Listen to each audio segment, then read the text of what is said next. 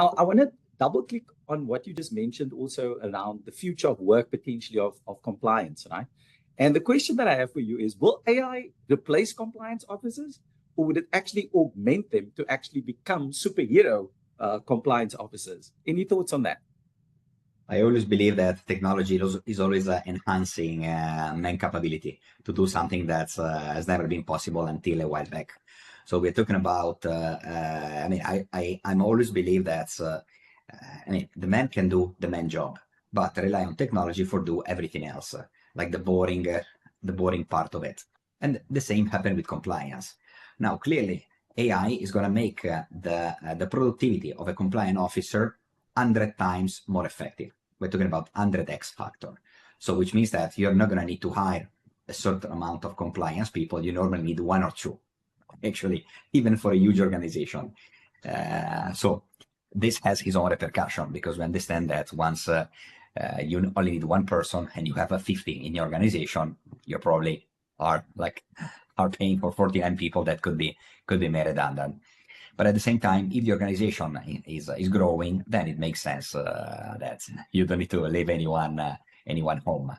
But at the same time, as I say, I always believe that technology or innovation always leverage human being by producing at least a 10x.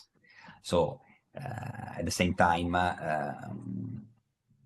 okay, we understand that AI will make compliance faster, cleaner, cheaper, etc., but also more dangerous, because one wrong model, one biased data set, and you can scale a mistake to 1 million customers in a minute.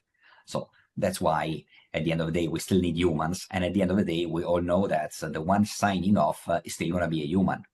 Now, you cannot say, oh, it was not my fault, it was AI fault.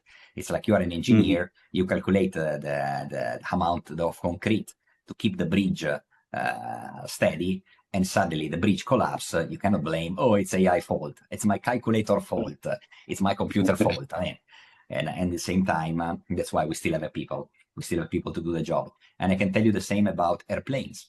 Now, an airplane can already be absolutely driven fine by 100% autopilot. Still, in a plane, by law, you need 2 pilots. Now, they ask a lot of passengers if they would be comfortable to have an airplane without pilot, simply driven by autopilot or AI. And the answer for the majority is absolutely no. Even when they ask, with a 10% price reduction, would it be okay if AI fly the plane? Still no.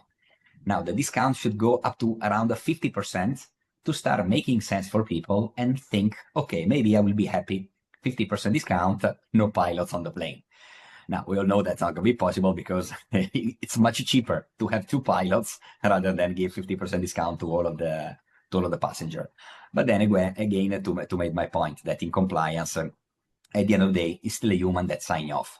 So if you're not comfortable for the system, and after rigorous test, you're still not confident that this can do the job to your satisfaction, still, it's your responsibility to decide not to go for it.